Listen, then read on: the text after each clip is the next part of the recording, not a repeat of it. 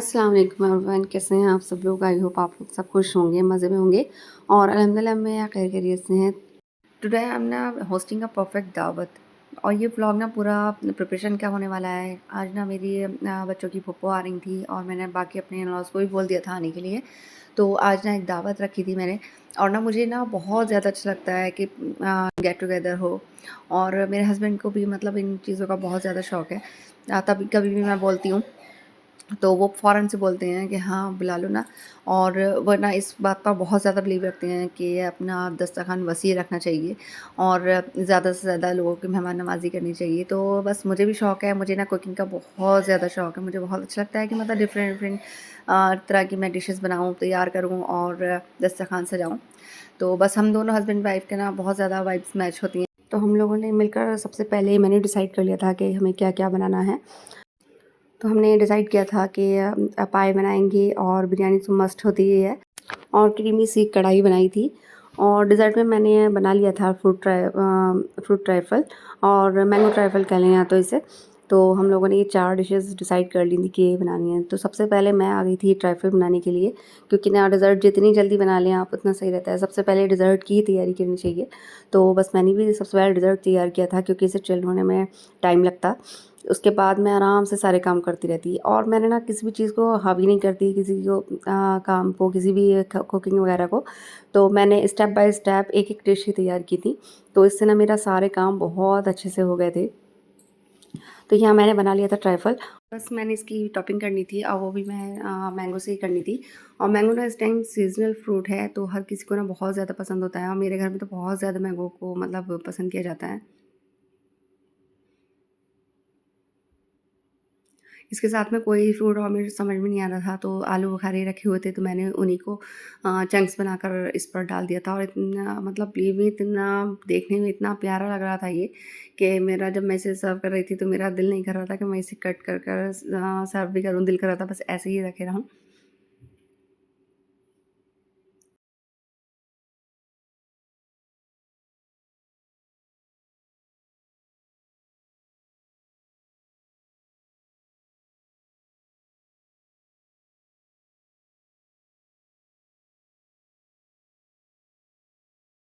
तरह से मैंने अपनी एक डिश तैयार कर ली थी और बहुत ही गुड लुकिंग सा ये मैंने डेज़र्ट से तैयार कर लिया था। अच्छा, तो फिर मैंने यहाँ पर ना सीख कबाब की तैयारी कर ली थी। चिकन को मैंने मिक्सर में, ग्राइंडर में अच्छे से बहुत अच्छा सा इसका बारीक सा कीमा बना लिया था और इसके स्पाइसेस जो थे वो भी मैंने इसमें ऐड कर दिए थे। डेज़र्ट के बाद इसका काम मैंने इसीलिए किया था क्योंकि इस कीमे को ना 4-5 घंटे का रेस्ट मिल जाएगा, तो इसके अलावा मैं और कुछ कर लूँगी। तो यहाँ मैं बना रही थी पाए और मैंने पाए को वॉश कर कर कुकर में डाल दिया था। और सबसे मेन काम ना होता है, मेरा ध्यान इसी में अटका हुआ था कि इसकी धुलाई, क्योंकि जो बहुत ज़्यादा सही कर इसकी क्लीनिंग करनी पड़ती है। तो यहाँ मैंने बेसिक से स्पाइसेस डालकर लहसुन प्याज का पेस्ट, लहसुन अदरक का पेस्ट सब कुछ डालकर मैंने इसमें रख दिया था बनने, इसको बॉईल होने। फिर इसके बाद ना मैंने चढ़ा दी थी यखनी, क्योंकि चिकन का पुलाव बना रही थी मैं, तो उसकी यखनी तैयार करनी थी। तो चिकन मैं अभी नहीं डालूँगी, मैंने इसमें जो इसकी यखनी के स्पाइसेस होते हैं वो डालकर रख दिए थे, क्योंकि थोड़ा इसका फ्लेवर निकल कर आ जाएगा, क्योंकि चिकन ना स्टीम में ही एकदम से हो जाता है। और इधर मैं ग्रेवी तैयार करने लगी थी चिकन सीख कबाब की। यहाँ प्याज को हल्का सा मैंने सौटे कर और इसे निकाल लिया था।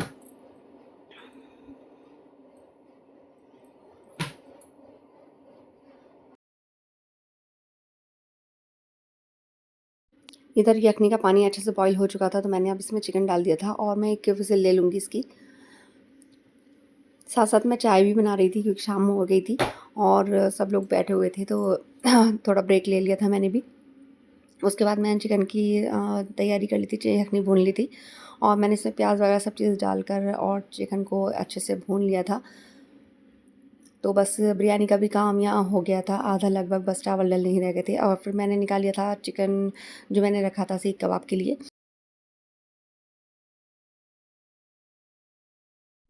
अच्छा, तो मेरे पास यहाँ पर सीख कबाब की सीख तो नहीं थी, तो मैंने ये बच्चों की चॉपस्टिक थी तो वही ले ली थी, इससे भी अच्छे कबाब बन जाते हैं। और अगर इसके अलावा भी आपके पास ना हो तो आप स्ट्रॉ भी ले सकते हैं, उससे भी अच्छे बन जाते हैं। तो यहाँ मेरी दीवानी मेरे साथ कबाब में हेल्प कर रही थी और हम लोग इसे शैलो फ्राई कर रहे थे। इतना प्यारा कलर आया था, बहुत ज़्यादा अच्छा लग रहा था। और ये कबाब बनकर हो गए थे रेडी। तो अब मेरा एक डिश और रेडी हो गई थी मेरी।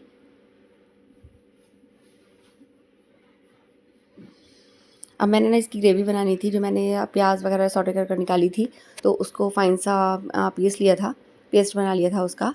और बस अब मैं इसको कर रही थी तैयार।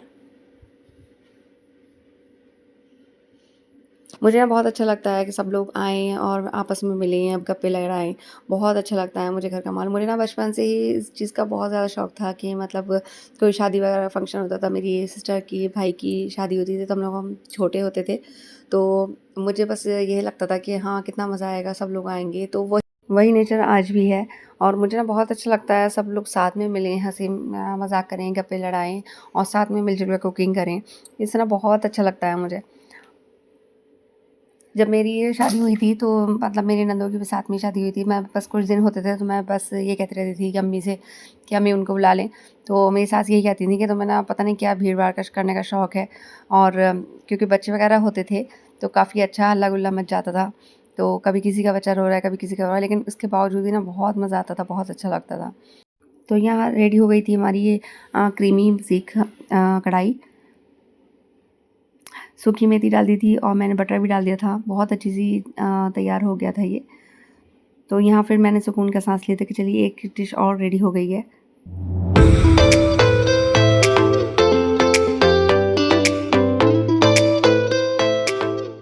और इधर ना पाई भी अच्छे से बॉईल हो चुके थे। हस्बैंड बोल कर गए थे कि बिल्कुल सॉफ्ट से बनाना, तो मैंने बिल्कुल अच्छे से इसे बॉईल कर लिया था। बहुत अच्छा-सा मतलब इसका टेक्सचर आया था। और यहाँ मैंने कबाब को लगा दिए थे हल्का-सा स्मोक।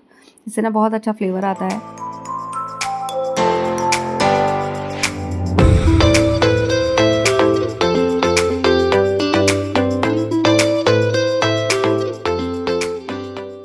यहाँ मैंने ऑयल को गर्म करने रख दिया था पहले। और एक टिप है कि आप जभी भी आप पाए बनाएँ, तो आप सरसों के तेल में बनाएँ ना, इसका ऑयल का ना अलग ही टेस्ट हो जाता है।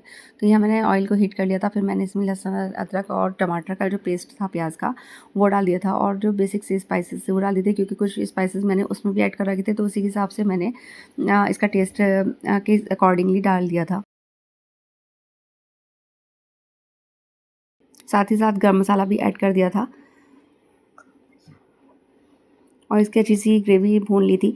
इतनी इसकी ग्रेवी भून रही थी, तो मैंने सोचा था इतनी कटिंग चॉपिंग जो भी इसका काम है वो भी कर लेती हूँ। तो मैंने यहाँ ले लिया था कोरिएंडर। ये मुझे पाए के सालन में डालना था। इसका ना बहुत मतलब हरा धनिया के बिना पाए अच्छे ही नहीं लगते हैं। तो यहाँ मैंने जल्दी-जल्दी इसे चॉप कर लिया था।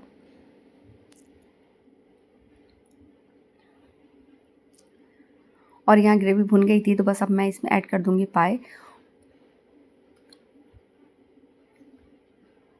हस्बैंड को ना थोड़ा सॉफ्ट से ही अच्छे लगते हैं पाए। वो ये बोलते हैं कि एक तो इसका खाना ऐसा होता है, और कि हर कोई अपने मतलब घर में ही ज़्यादा खाना पसंद करता है। तो मेहमानदारी में बहुत कम लोग इसे मतलब जेंट्स को तो पसंद आ जाते हैं, लेकिन लेडीज़ थोड़ा अवॉइड करती हैं खाना। लेकिन यहाँ पर ना मतलब इतने अच्छे गल गए थे कि बिल्कुल भी इनके साथ मेहनत नहीं करनी पड़ी थी। बहुत सॉफ्ट, बहुत जूसी से, इसी तरह बोल रहे थे कि मतलब हड्डियों से अलग हो जाए थोड़ा इसका, और उसी में टेस्ट आता है ग्रेवी का। तो यहाँ मैंने कर ली थी क्लीनिंग भी, क्योंकि अब मोस्टली काम मेरा निपटने आ गया था। बिरयानी की यखनी भी मैंने भून ली थी, बस उसमें राइस डालने रह गए थे। और अब हो गया था टाइम राइस डालने का। थोड़ी ही देर बाद मैंने आकर इसमें राइस डाल दिए थे, तो यहाँ बिरयानी भी बस दम पर रख दी थी। इतने मैंने राइस डाले थे, तो इधर मैंने रायते की प्रिपरेशन कर ली थी कि रायता भी तैयार कर लेती हूँ। दही को मैंने अच्छे से मैश कर लिया था और इसमें चॉप हुई अनियन और टमाटो और ग्रीन चिली डाल दी थी। और थोड़ा-सा मेरा होममेड रायता मसाला है, वो मैंने इसमें ऐड कर दिया था।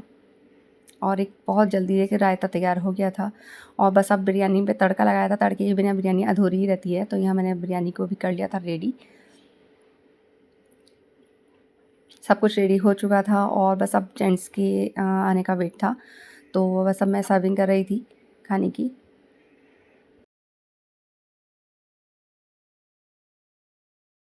और बातों-बातों में मेरा सारा डिनर रेडी हो चुका था। यहाँ मैं डिश आउट करने लगी थी। सबने ही खाना बहुत एन्जॉय किया था। बहुत अच्छा लगा था सबको खाना।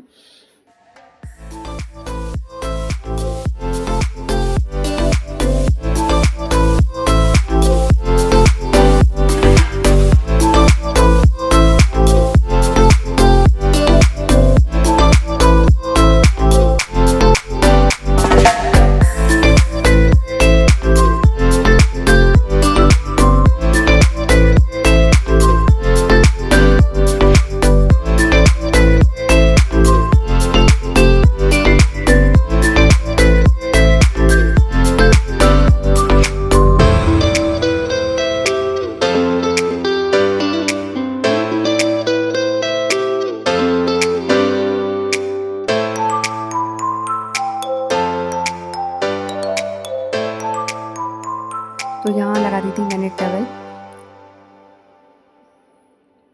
सब कुछ परफेक्ट था। और ये मेरी डेज़र्ट की डिश पता नहीं क्यों नाराज़ थी, ये भागी जा रही थी। तो क्योंकि मैं इसे फ्रीज़र से निकाल कर लाई थी तो इसके नीचे आइस जमा हुआ था, तो वो बस स्लिप हो रहा था। फिर मैंने इसको एडजस्ट किया था कि ऐसा ना हो कि मेरी ही नज़र लग जाए इसे। तो यहाँ टेबल पर सैलेड था, ट्राइफल था और ये गरमा-गरम बिरयानी थी, रायता और क्रीमी सी एक कढ़ाई और पाए और चपाती। तो ये था हमारा आज का डिनर।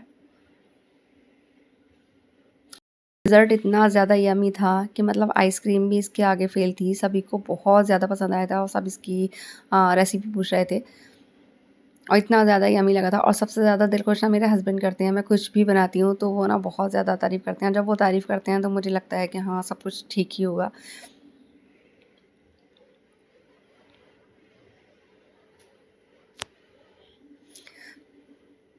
मेरे नंदोई ना बच्चों के लिए केक लेकर आ गए थे, तो मैंने 3-4 पीस निकाल लिए थे और फिर उनको वापस मतलब अपनी नंद को मैंने दे दिए थे कि उनके बच्चे हैं वो खा लेंगे, क्योंकि इतना ज़्यादा सब फुल हो चुके थे, किसी का भी दिल नहीं करता खाने को। तो मैंने कहा था, वो लेकर भी नहीं जा रही थी, मैंने ज़बरदस्ती उसे थमाया था कि नहीं लेकर जाओ, बच्चे खा लेंगे। और ये ना उसके बाद मेरा ये किचन था इतना ज़्यादा मेसी हो रहा था, बहुत ज़्यादा। और बस अब किचन सेट करना था क्योंकि ये इतना ज़्यादा मैस फैला हुआ था। और ये ना मतलब किचन वगैरह रात को टाइडी कर सोना बिल्कुल मैंने अम्मी से सीखा है अपनी, क्योंकि मेरी अम्मी को बिल्कुल भी ये बर्तन सिंक में पड़े हुए अच्छे नहीं लगते थे। और मतलब कभी-कभी ऐसा होता था कि हम लोग थोड़ा ऐसे ही छोड़ दिया करते थे, तो उन्हें ना रात को ही धोना अच्छा लगता था और बिल्कुल साफ़ कर फिर वो सोती थी। तो वही आदत मुझ में है, तो मुझे बिल्कुल सब कुछ साफ़ कर तभी अच्छा लगता है सोना। तो यहाँ मैंने जितना भी लेफ्ट ओवर था खाना, उसे मैंने छोटे बॉक्सेस में कर सब कुछ खाली कर लिया था। हेल्पर को आना था सुबह को, लेकिन मुझे ना वही बात है कि मुझे अच्छा नहीं लगता कि रात को ऐसे ही छोड़कर सो जाऊँ, और फिर वो भी इंसान है, वो आएगी तो इतना ढेर सारा मैस देखेगी तो वो भी घबरा जाएगी। तो बस मैंने जितना हो सकता था मैंने ज़्यादातर सब कुछ साफ़ कर ही दिया था, सब बर्तन वगैरह सब सेट कर दिए थे। जब तक मैं सारी चीज़ें सेट ना कर लूँ तभी मुझे सुकून आना था। तो मैंने जल्दी-जल्दी सारी बर्तनों के धोया था, सब कुछ साफ़ किया था। कुकिंग काउंटर सबको सही करके साफ़ कर लिया था बिल्कुल, क्योंकि तेल के धब्बे बहुत हो गए थे।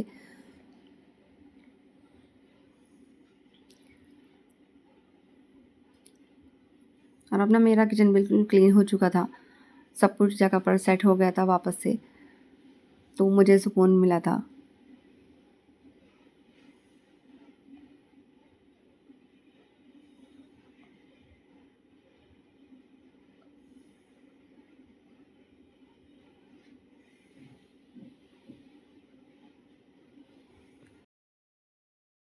बस अब मेरा एक काम बचा था, नमाज़ जो मुझे पढ़नी थी। और यहाँ 12 बज चुके थे मुझे सब कुछ निपटाते हुए, लेकिन नमाज़ तो बिल्कुल भी नहीं छोड़नी ना, क्योंकि सारे काम हम करते हैं तो नमाज़ कैसे छोड़ सकते हैं। और ये कोई शो ऑफ नहीं है, ये आप सभी के लिए एक मैसेज है कि आप जो भी काम आप दिन भर करते हो वो सिर्फ़ दुनिया के लिए होते हैं, इसको उसको खुश करने के लिए, लेकिन ये नमाज़ जो होती है अल्लाह ताला को खुश करने के लिए, राज़ी करने के लिए होती है। और नमाज़ में बहुत ज़्यादा सुकून है, और मुझे ना नमाज़ पढ़कर ही सुकून आता है।